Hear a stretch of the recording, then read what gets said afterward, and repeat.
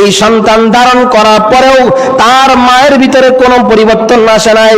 একজন সাধারণ সুস্থ মহিলা যেভাবে তার জীবন জীবিকা নির্বাহ করে, ঠিক তেমনি ভাবে সাধারণভাবে তিনি চলতেছেন। হযরত ইব্রাহিম আলাইহিস সালামের যখন জন্মগ্রহণের সময় আসলো, হযরত ইব্রাহিম আলাইহিস সালামের আম্মা জানেন না যে তার গর্ভের ভিতরে সন্তান আছে। এই সন্তান জন্মগ্রহণের সময় চলে এসেছে, এটা তার আম্মা জান নিজেও জানেন না। আল্লাহ পাক রব্বুল ইজ্জত ওয়াল জালাল হযরত ইব্রাহিম আলাইহিস সালামকে জন্মগ্রহণ করাবেন। হযরত জিবরাইল আলাইহিস সালামকে বললেন, ওগো জিবরাইল, তাড়াতাড়ি যাও, হযরত ইব্রাহিম আলাইহিস সালামের মার কাছে যাও, আমার খলিলের মায়ের কাছে যাও, কানে কানে গিয়ে বলো যে আপনার পেটের ভিতরে আল্লাহ পাক রব্বুল আলামিনের একজন আশিক রয়েছে, আল্লাহ পাক রব্বুল আলামিনের একজন প্রেমিক আপনার পেটের ভিতরে রয়েছে। এই প্রেমিক দুনিয়ার জিন্দেগির ভিতরে আসার মুহূর্ত আসার সময় এসে গেছে। আপনি মেহেরবানি করেন আগামীকাল সকালবেলায় অমুক পাহাড়ের অমুক গুহার ভিতরে গিয়ে আপনি অবস্থান করবেন। আল্লাহ পাক রব্বুল ইজ্জত ওয়াল জালাল কোরআনে কারিমের ভিতরে স্পষ্ট ভাষায় বলছেন, মিল্লাতা আবিকুম ইব্রাহিম হুয়া সাম্মাকুমুল মুসলিমিন। আল্লাহ রাব্বুল ইজ্জত ওয়াল জালাল কোরআনে কারীমের ভিতরে স্পষ্ট ভাষায় ডাক দিয়ে আমাদেরকে বলতেছেন, ওগো আমার বান্দা, ওগো দুনিয়ার জিন্দেগির ইব্রাহিমী বংশধর যারা আছো, তোমরা শুনে রাখো, মিল্লাতা আবিকুম ইব্রাহিম, তোমাদের জাতির পিতা যিনি, তার নাম কি? হযরত ইব্রাহিম আলাইহিস সালাম। চিল্লা বলেন, তার নাম কি? ইব্রাহিম আলাইহিস সালাম হলো তার নাম।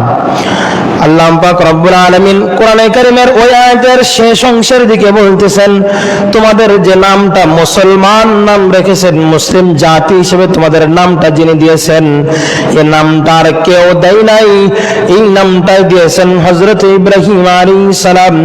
হুয়া সাম্মাকুমুল মুসলিমিন, তিনি তোমাদের নামটাকে নামকরণ করেছেন মুসলমান নামে। চিল্লায় বলেন সুবহানাল্লাহ। আল্লাহ পাক রব্বুল ইজ্জত ওয়াল জালাল আমাদেরকে ঘোষণা দিয়ে জানাচ্ছেন, বান্দারে, জাতির পিতা অমুক আর তমুককে বলার কোনো সুযোগ নাই। একমাত্র জাতির পিতা, তোমাদের জাতির পিতা যিনি, তার নাম হলো হযরত ইব্রাহিম আলাইহিস সালাম। চিল্লায় বলেন সুবহানাল্লাহ। আল্লাহ পাক রব্বুল ইজ্জত ওয়াল জালাল তাকে এমনি জাতির পিতা বানান নাই। আল্লাহ রব্বুল ইজ্জত ওয়াল জালাল তাকে শুধু আর এমনি জাতির পিতা বানান নাই। আল্লাহ পাক রব্বুল ইজ্জত ওয়াল জালাল ওনার কাছ থেকে প্রায় 40টির মতো পরীক্ষা নিয়েছেন। চিল্লা বলেন আল্লাহু আকবার। 40টির মতো পরীক্ষা নিয়েছেন, কম বেশি হতে পারে, তবে আনুমানিক বা এরকম উলামায়ে কেরামের মতামত প্রায় 40টির মতো পরীক্ষা ওনার কাছ থেকে নিয়েছেন। আর প্রত্যেকটি পরীক্ষা উনি ফার্স্ট ডিভিশনে পাস করছেন। ফার্স্ট ডিভিশনে পাস করছেন, এমনি পাস না, সেকেন্ড ডিভিশন না, থার্ড ডিভিশন না, সবগুলো নাম্বার 1, সবগুলোতেই নাম্বার 1। আল্লাহ পাক রব্বুল আলামিন ওনাকে আগুনের পরীক্ষা দিয়েও দেখছেন। আল্লাহ পাক রব্বুল ইজ্জত ওয়াল জালাল ওনাকে তো সোনার মানুষ বানাবেন।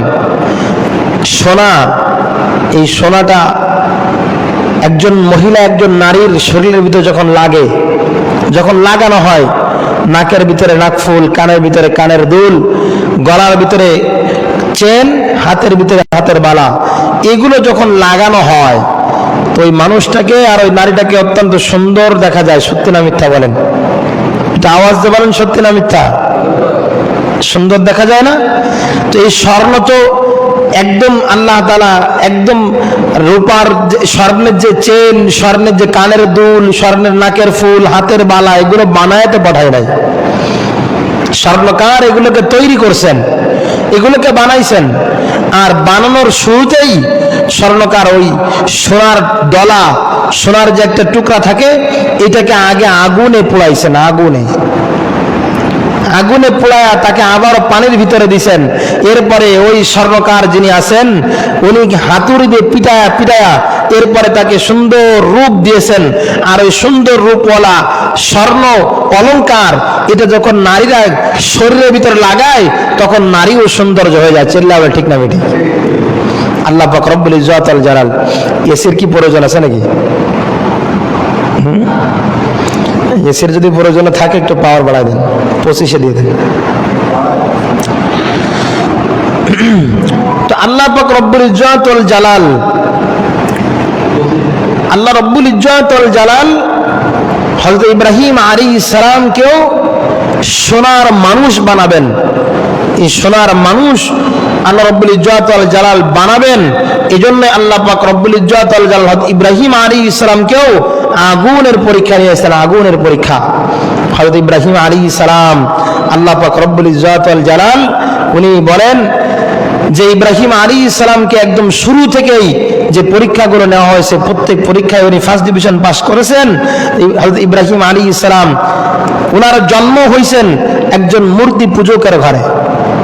পুরা দুনিয়ার ভিতরে যত নবী আম্বিয়া ইকরাম আসছেন, এই নবী আর আম্বিয়া ইকরামকে দুইজন নবীকে বাধা দেওয়ার জন্য আল্লাহ পাক রব্বুল আলামিন জন্মের শুরুতেই বাধা প্রদান করেছেন কাফের মুশরিক বিদুইন যারা, তারা জন্মের শুরু লগ্ন থেকে জন্মের আগে থেকে বাধা প্রদান করছেন। তার ভিতরে একজনের নাম হযরত মূসা আলাইহিস সালাম, আরেকজনের নাম হযরত ইব্রাহিম আলাইহিস সালাম। এই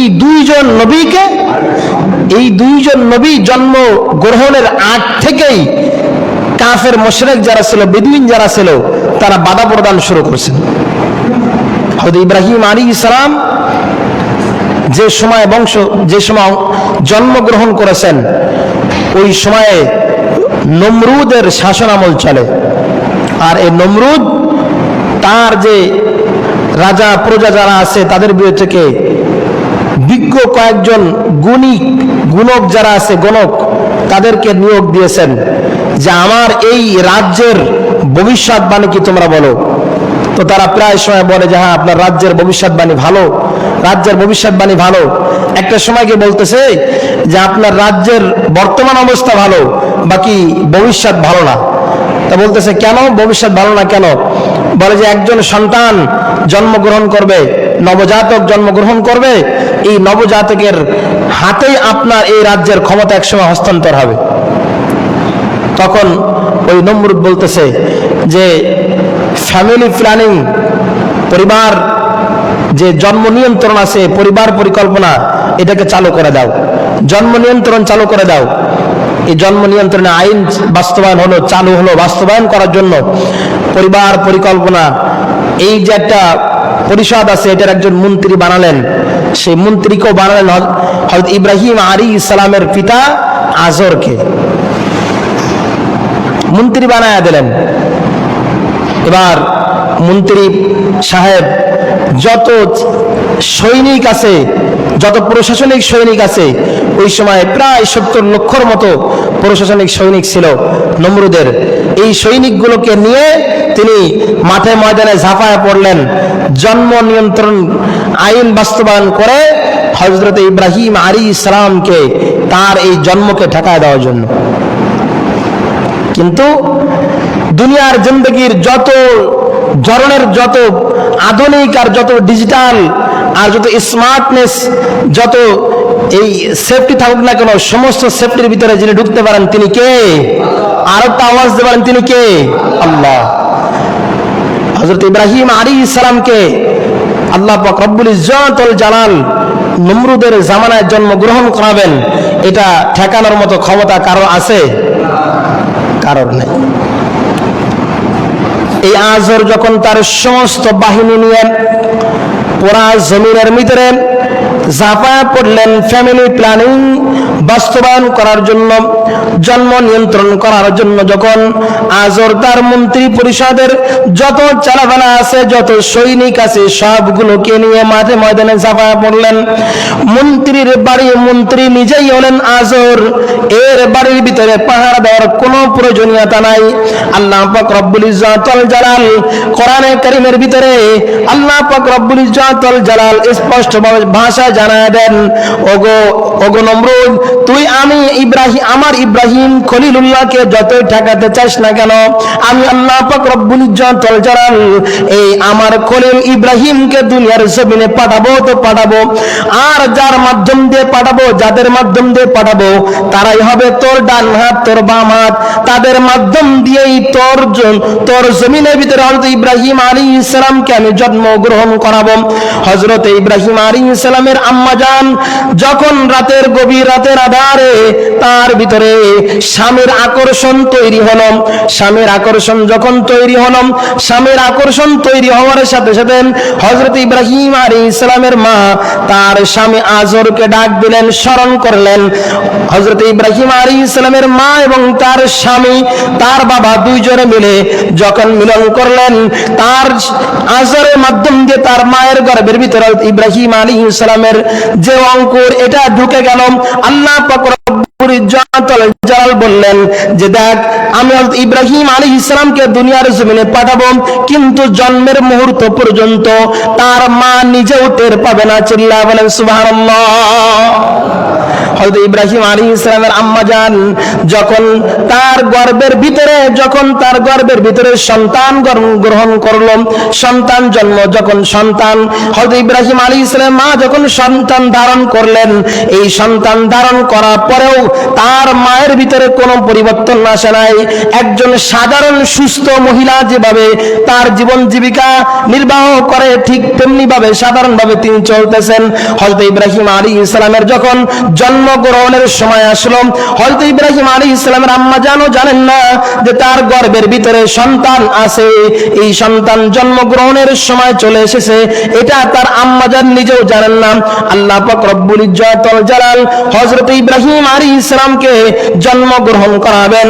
হযরত জিবরাইল আলাইহিস সালামকে বললেন, ওগো জিবরাইল, তাড়াতাড়ি যাও, হযরত ইব্রাহিম আলাইহিস সালামের মার কাছে যাও, আমার খলিলের মায়ের কাছে যাও, কানে কানে গিয়ে বলো যে আপনার পেটের ভিতরে আল্লাহ পাক রব্বুল আলামিনের একজন আশিক রয়েছে, আল্লাহ পাক রব্বুল আলামিনের একজন প্রেমিক আপনার পেটের ভিতরে রয়েছে।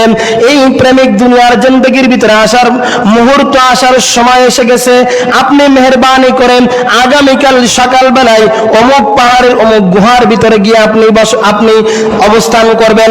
আল্লাহ পাক রব্বুল আলামিন ওই মুহূর্তের ভিতরে, ওই সময়ের ভিতরে আপনার পেট থেকে তার প্রেমিককে দুনিয়ার জমিনের ভিতরে ভূমিষ্ঠ করবেন। চিল্লায়া বলেন সুবহানাল্লাহ। আল্লাহ পাক রব্বুল ইজ্জাতুল জালালের হুকুম অনুযায়ী যখন হযরত ইব্রাহিম আলাইহিস সালামের মায়ের কানে যখন এই সংবাদ পৌঁছায় গেল, বলেন তো প্রত্যেকটা মা তার সন্তানের প্রতি মায়া আছে না নাই? আরো আওয়াজ দিয়ে বলেন আছে না নাই?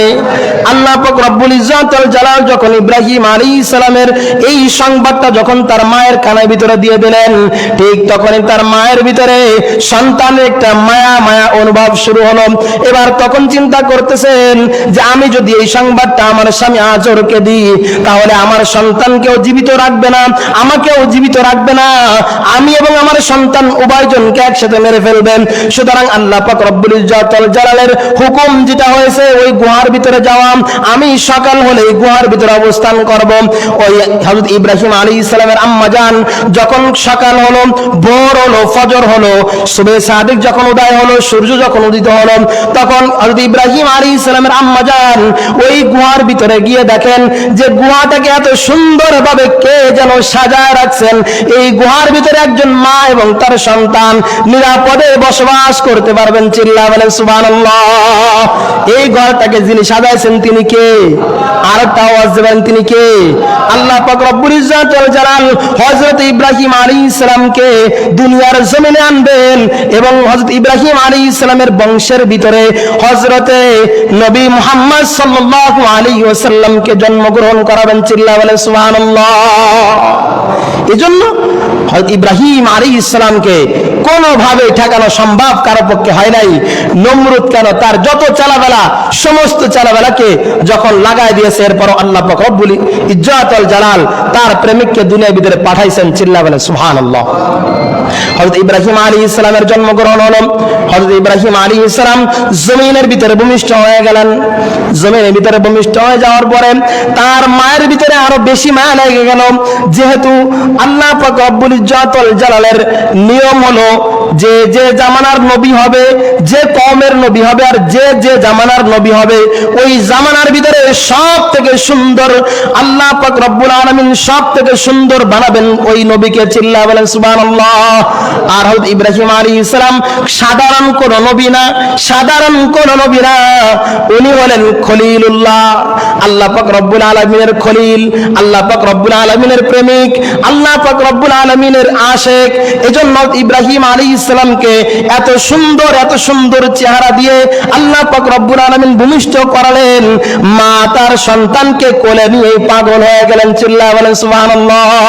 হযরত ইব্রাহিম আলাইহিস সালামের মা দেখলেন যে এই বাচ্চার সংবাদ যদি আজর কোনোভাবে জেনে যায়, আজর জেনে যাওয়ার সাথে সাথে এই বাচ্চাকে হত্যা করে ফেলবে, আমাকে হত্যা করে ফেলবে। কিন্তু আমি যদি বাসার ভিতরে ঘরের ভিতরে অবস্থান না করি, তাহলে আজর যখন আমাকে খুঁজতে শুরু করবেন, খুঁজতে খুঁজতে একটা পর্যায়ে গিয়ে আমার এবং আমার সন্তানের সংবাদ জেনে যাবে।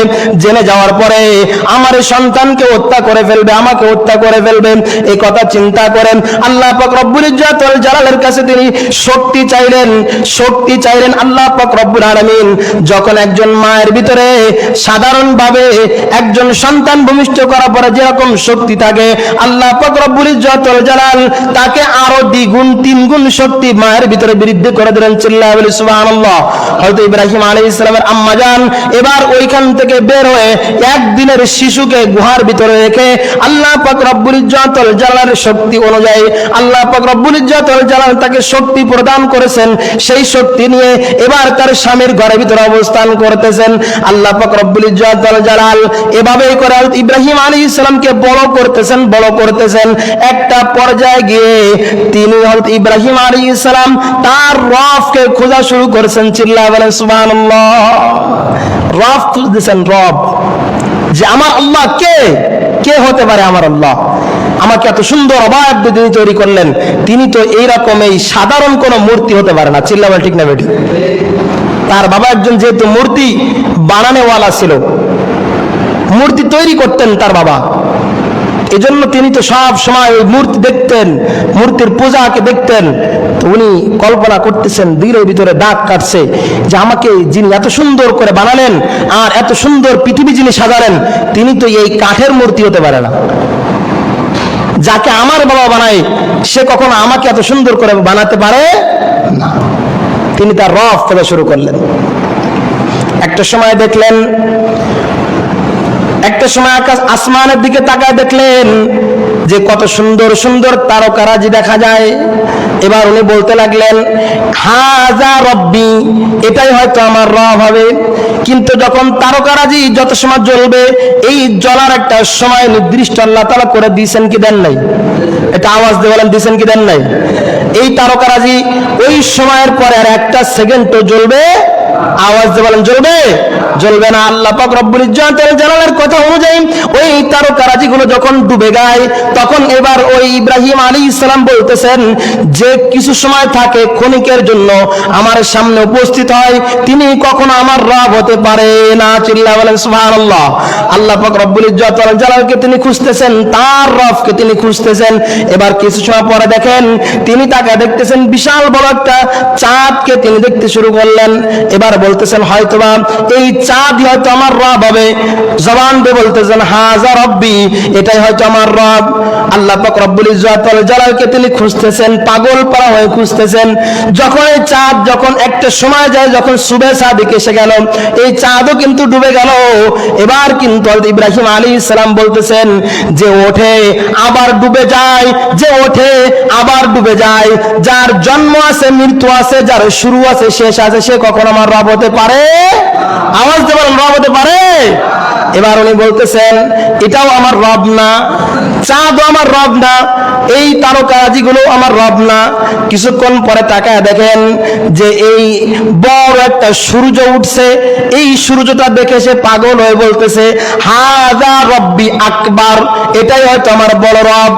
এবার উনি যখন এই সূর্যকে দেখতে দেখতে, এই সূর্য যখন একটা সময় যে অস্তমিত চলে গেল, ডুবে গেল, একটা সময় গিয়ে তিনি তখন বলতেছেন ওগো রব, রব, যিনি আপনি আমাকে আড়াল থেকে এত সুন্দর করে পরিচালনা করতেছেন, এই সুন্দরভাবে আসমান জমিনটাকে পরিচালনা করতেছেন, সূর্য চন্দ্র তারকারাজিগুলোকে আপনি পরিচালনা করতেছেন, হয় আপনি আমাকে দেখা দেন, আপনার দিশা আমাকে দেন, নতুবা আমি পথভ্রষ্ট হয়ে যাব। চিল্লায় বলেন সুবহানাল্লাহ। দেখেন দিলের ভিতরে আল্লাহ পাক রব্বুল ইজ্জতুল জালালের প্রেম কি পরিমাণ ভরা। রবকে খুঁজতে খুঁজতে পাগল হয়ে যাইতেছেন, রবকে খুঁজতে খুঁজতে পাগল পারা হয়ে যাইতেছেন। যাকে দেখে তাকে বলে রব, যাকে দেখে তাকে বলে রব। একটা সময় গিয়ে যখন তার রবকে সে যখন নির্দিষ্টভাবে খুঁজে না পায়, তখন বলতেছেন, ওগো রব, আপনি আপনি আমাকে ধরা দেন, আপনি আপনার দিশা আমাকে দেন, নতুবা আমি পথভ্রষ্ট হয়ে যাব। আল্লাহ পাক রব্বুল ইজ্জতুল জালাল ইব্রাহিম আলাইহিস সালামের সাথে কেমন যেন মজা করেন আর বলেন, ওগো ইব্রাহিম রে, তুই তো আমার আশিক, তুই তো আমার প্রেমিক, তোকেই তো আমি আল্লাহ পাক রব্বুল ইজ্জতুল জালালের দিশা তোকে দেব, আলো তোকে দেব। কিন্তু তুই যে রব খুঁজতেছিস, আমি রবকে হারায় ফেলে তুই যে প্রতিনিয়ত রব খুঁজতেছিস, এগুলো দেখতে আমার কাছে বড় মজা লাগে। চিল্লায় বলেন সুবহানাল্লাহ। বলেন তো, যখন বাড়ির স্ত্রী রাগ করে আর স্বামী যায় যখন বারবার তাকে রাগ ভাঙানোর চেষ্টা করে, স্ত্রীর কি পরিমাণ মজা লাগে? হ্যাঁ, কি পরিমাণ মজা লাগে। আমি যখন স্বামী হয়ে আমি যখন একটু অভিমান করে থাকি, আমার স্ত্রী যখন বারবার আমার পাশে এসে বসে আর যখন বলে, ওগো রাগ করো না, তখন আমার কি পরিমাণ মজা লাগে বলেন। আল্লাহ দেখতেছেন আমার প্রেমিক আমাকে খুঁজতেছে পাগল পারা হয়ে, বলেন তো আল্লাহ তাআলার কি পরিমাণ মজা লাগতেছে। চিল্লায় বলে সুবহানাল্লাহ।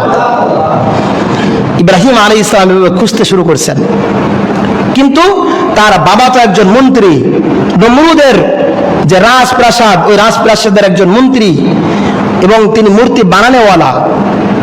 এই মূর্তি বানানোওয়ালার ঘরে উনি যখন ঢুকতেছেন, বাবা তাকে ওই মূর্তি পূজা করাতে বাধ্য করতেছেন। একটা পর্যায়ে গিয়ে যখন বাবা তাকে বাধ্য হয়ে মূর্তি পূজার জন্য তাকে জোর জবরদস্তি করতেছে, একটা সময় গিয়ে বলতেছে, যাও ওই মূর্তিগুলোর খাবার দিয়ে আসো। ইব্রাহিম আলাইহিস সালামকে খাবারে বাটি সাথে করে দিয়ে দিয়েছেন। খাবারের পাত্র যখন ইব্রাহিম আলাইহিস সালামের কাছে দিয়ে দিয়েছেন, তখন ইব্রাহিম আলাইহিস সালাম একটা সাথে করে কুড়াল নিয়েছেন, কুড়াল।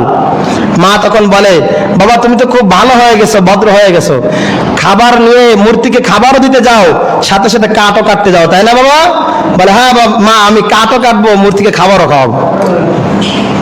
মিথ্যা বলছেন উনি? মূর্তির ভিতরে কি থাকে? কাঠ থাকে না? মূর্তিকে বানায় কি দিয়ে? কাঠ দিয়ে বানায়। তুমি মিথ্যা বলছেন নাকি? মিথ্যা বলেন না। হযরত ইব্রাহিম আলাইহিস সালাম এবার যখন ওই মূর্তির ঘরের ভিতরে, মন্দিরের ভিতরে যখন প্রবেশ করছেন, প্রবেশ করে এবার বলতেছেন, ওগো মূর্তির দল, ভালো করে শুনে রাখ, কান খুলে শুনে রাখ, এই খাবারগুলো প্রতিদিন আমার বাবা তোদের কাছে দিয়ে যায়, তোদের সামনে দিয়ে যায়, কিন্তু তোরা খাবারগুলো খাস না। এই খাবারগুলো এসে বিভিন্ন প্রাণীতে খেয়ে চলে যায়, মশা, মাছি, বিড়াল, কুকুর ইত্যাদি প্রাণীতে এসে খাবারগুলো খেয়ে চলে যায়। তোরা আমাকে আজর মনে করিস না, আজর মনে করিস না। আমি এই খাবারগুলো তোদের সামনে রাখলাম, যদি এই খাবারগুলো না খাস, একটা সময় গিয়ে তোদের সাথে আমার বোঝাপড়া হবে। ইব্রাহিম আলাইহিস সালাম খাবারগুলো সামনে দিলেন। বলেন তো, কিয়ামত পর্যন্ত যদি খাবারগুলো ভাবে সামনে রেখে বর্তমান পৃথিবীর সব থেকে শক্তিধর যে প্রধানমন্ত্রী আছে, যে মন্ত্রী আছে, সে যদি বলে, ওগো মূর্তির দল, তোরা যদি খাবারগুলো না খাস, পারমাণবিক বোমা মারবো, এরপরও খাইতে পারবে? আওয়াজ দিতে পারেন, তারপরও খাইতে পারবে? কোনো সুযোগ নাই, কারণ তারা তো নিজেরাই খাওয়ার কোনো সুযোগ নাই, তারা নিজেরাই তো কাঠের পুতুল মূর্তি বানাইছে তাদেরকে। হযরত ইব্রাহিম আলাইহিস সালাম যখন তাদেরকে ঘোষণা দিলেন, তারপরও তারা যখন খায় না, হযরত ইব্রাহিম আলাইহিস সালাম রাগান্বিত হয়ে এবার প্রত্যেকটা মূর্তির হাত পা ভাঙা শুরু করলেন কোড়াল দিয়ে। এই হাত পা ভাঙতে ভাঙতে একটা সময় বলতেছেন যে, আমি তোদের বড়, আমি তোদের বড়, কারণ তোদেরকে আমি যে মারধর করতেছি, তোরা আমাকে ঠেকাইতে পারিস না। তার মানে তোদের থেকে সব থেকে শক্তিশালী হলাম আমি, এবং তোদের ভিতরে বড় হলাম আমি। একটা সময় গিয়ে ওই মূর্তির হাত পা গুলো সবগুলো ভেঙে দিয়ে বড় মূর্তির কাদের ভিতরে কোড়ালটা জোড়াই দিয়ে চলে আসছে। কিছু সময় পরে মূর্তির ঘরের ভিতরে, মন্দিরের ভিতরে যখন মানুষ যায়, যখন দেখছে যে মূর্তিগুলো সব ভাঙ্গা টুকরো টুকরো করে রাখছে, তখন এবার খোঁজ লাগাইছে যে মূর্তিগুলো কে ভাঙলো, মূর্তিগুলো কে ভাঙলো। একটা সময় গিয়ে যখন মানুষ জানতে পারলো যে হাজরের একজন সন্তান আছে, যে সন্তানটা মূর্তিগুলোকে সেই ভাঙছে। এবার যে নমরুদের কাছে বিচার দেওয়া হলো, নমরুদ তাকে ডাকলো, ডেকে বলতেছে বলো তো এই মূর্তিগুলো কে ভাঙছে? তখন সে বলছে তাদের ভিতরে বজন ভাঙছে। আচ্ছা বলেন তো, উনি দ্বারা একটু ঘোষণা করছিল না যে তোমাদের ভিতরে সব থেকে বড় হলাম আমি? আচ্ছা নমরুদের সামনে যে উনি যে কথা বলছে, এদের ভিতরে আগুন, তাকে আগুনের ভিতরে ফেলে দাও, আগুনের ভিতরে ফেলে দিয়ে তাকে জ্বালায় পোড়ায় শেষ করে দাও। এবার হযরত ইব্রাহিম আলাইহিস সালামকে ওই যে আগুনের ভিতরে ফেলাবেন, এজন্য নমরুদ একটা অগ্নিকুণ্ডকে খুঁজলেন। অগ্নিকুণ্ডের ভিতরে হযরত ইব্রাহিম আলাইহিস সালামকে জ্বালানোর জন্য কোন মুফাসসিরিন বর্ণনা করেন 40 দিন পর্যন্ত, কেউ কেউ বলেন 40 বছর, কেউ কেউ বলেন 40,000 বছর, এভাবে করে দীর্ঘদিন পর্যন্ত, এক কথায় দীর্ঘদিন পর্যন্ত অগ্নিকুণ্ডকে জ্বালাইতে শুরু করলো। জ্বালাইতে শুরু করার পরে হযরত ইব্রাহিম আলাইহিস সালামকে ওই অগ্নিকুণ্ডের ভিতরে ফেলতে চায়, কিন্তু ফেলতে, আমার প্রেমিক তোর ভিতরে পড়েছে, তুই এমন ঠান্ডা, অতিরিক্ত ঠান্ডা হবি না যে ঠান্ডার কারণে আমি আমার বন্ধু আমার খলিল ইব্রাহিমের কষ্ট হয়, এমন ঠান্ডা যেন তুই হবি না। আল্লাহ পাক রব্বুল আলামিনের কথা অনুযায়ী আগুন এই পরিমাণ ঠান্ডা হলো, এত আরামদায়ক ঠান্ডা হলো, দীর্ঘদিন পর্যন্ত হযরত ইব্রাহিম আলাইহিস সালাম আগুনের ভিতরে বসবাস করলেন, আগুনের ভিতরে রইলেন, কিন্তু তার একটা পর্যন্ত চুলের পশম পর্যন্ত পুড়ি নাই। চিল্লায়া বলেন সুবহানাল্লাহ। হযরত ইব্রাহিম আলাইহিস সালাম যখন সেখান থেকে বের হয়ে আসলেন, নমরুদ বলে আগুনের মনে হয় শক্তি নাই, আগুনের ভিতরে মনে হয় তেজ নাই, এজন্য ইব্রাহিমকে পোড়াইতে পারে নাই। কিন্তু বলেন তো, আগুন যার হুকুম শোনেন তার নাম কি? আর একটা আওয়াজ দিয়ে বলেন তার নাম কি? আল্লাহ রাব্বুল ইজ্জত ওয়াল জালাল আগুনকে হুকুম দিয়েছেন। ওই আগুন এবার নমরুদকে বলতেছে, শালার শয়তান নমরুদ, তোর একটা আঙ্গুল আমার ভিতরে দিয়ে দেখ না, আমার শক্তি আছে না নাই, পরীক্ষা করে দেখ আমার ভিতরে শক্তি, জ্বালানোর দহনের যে শক্তি এটা আছে কিনা, তুই একটু আঙ্গুল দিয়ে দেখ, তোকে একেবারে জ্বালায় প্রায় শেষ করে দেব। এই গর্জন যখন শুনছে নমরুদ, তখন নমরুদ এবার পিছে চলে গেছে, যাই বলে যে এখানে আর মাতব্বারি করা যাবে না, সরদারি জর্দারি করা যাবে না, ইব্রাহিমকে ছেড়ে দাও। এভাবে করে পরীক্ষা দিতে দিতে ইব্রাহিম আলাইহিস সালাম তার যে স্বদেশ, মাতৃভূমি, এটা তিনি ত্যাগ করলেন। এখান থেকে তাকে তাড়ায় দেওয়া হলো, উনি এটাকে ছেড়ে চলতেছেন। আল্লাহ রাব্বুল ইজ্জত ওয়াল জালাল তাকে মক্কা পর্যন্ত পৌঁছাবেন, এজন্য তাকে চালাচ্ছেন, চলতেছেন। চলতে চলতে একটা পর্যায়ে গিয়ে হযরত ইব্রাহিম আলাইহিস সালামের বিবাহ শাদী হলো। প্রতিমধ্যেই বিবাহ শাদী হয়েছে। এই বিবাহ শাদীর পরিকল্পনা যিনি করেছেন তিনি কে? আল্লাহ। এই বিবাহের ইতিহাস অনেক লম্বা ইতিহাস, আর একটা জুমার প্রয়োজন। অলরেডি আজকে 19শে জিলকদ, সামনে সময় খুবই কম, কুরবানির কিছু মাসালাও বলার প্রয়োজন। এই জন্য আলোচনা ইব্রাহিম আলাইহিস সালামের যে জন্ম বা যে বিবাহ, এগুলো আলোচনা করতে গেলে লম্বা চড়া আলোচনা প্রয়োজন হয়। হযরত ইব্রাহিম আলাইহিস সালাম বিবাহ শাদী করলেন। বিবাহ শাদী করার পরে একটা সময় গিয়ে বিবাহ শাদীর বসবাস করতেছেন। বসবাস চলতে চলতে আল্লাহ পাক রব্বুল আলামিনের কাছে তিনি সন্তান চান, কিন্তু সন্তান হয় না। স্বাভাবিকভাবে মানুষের যে সন্তান জন্মদানের যে বয়স, এটা কিন্তু শেষ হয়ে গেছে। আল্লাহ পাক রব্বুল ইজ্জত ওয়াল জালালের কাছে ইব্রাহিম আলাইহিস সালাম বলতেছেন, ওগো রব, আপনি আমাকে দুইটা স্ত্রী দান করেছেন, একজন স্ত্রীর একটা সন্তান নাই। এই সন্তানহীন যে বেদনা, এই বেদনা থেকে আপনি আমাকে মুক্তি দান করেন। আল্লাহ পাক রব্বুল ইজ্জত ওয়াল জালাল তাকে ঘোষণা দিলেন, ওগো ইব্রাহিম, তোমাকে এই সন্তানহীন যে বেদনা, সন্তান যে নাই, এই যে বেদনা তোমার ভিতরে আছে, এই বেদনা থেকে তোমাকে মুক্তির ঘোষণা করলাম। শুধু মুক্তির ঘোষণা করলাম না, যে দুইজন সন্তান তোমার দুইজন স্ত্রীর গর্ভে আমি তোমাকে দিলাম, তারা হবে এই যুগের নবী। চিল্লায়া বলেন সুবহানাল্লাহ। আল্লাহ পাক রব্বুল ইজ্জত ওয়াল জালাল সূরা সাফফাতের ভিতরে ঘোষণা দিয়ে বলেন, রব্বি হাবলি মিনাস সালিহিন। আল্লাহ আল্লাহ পাক রব্বুল ইজ্জাতুল জালালের কাছে বারবার হযরত ইব্রাহিম আলাইহিস সালাম দোয়া করেন, রব্বি হাবলি মিনাস সালিহিন, ওগো রব আপনি আমাকে সন্তান দান করেন।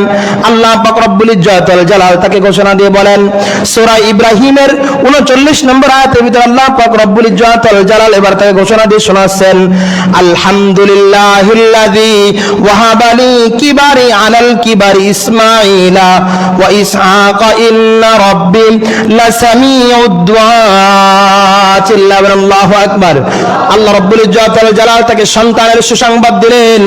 এই সংবাদের সুসংবাদটাকে হযরত ইব্রাহিম আলাইহিস সালাম প্রশংসা করে বললেন, ওগো রব আপনি আমাকে ইসমাইল নামক এবং ইসহাক নামক দুইটা সন্তান আপনি আমাকে দান করলেন, এজন্য আমি আপনার প্রশংসা করি, এজন্য আমি আপনার শুকরিয়া আদায় করি।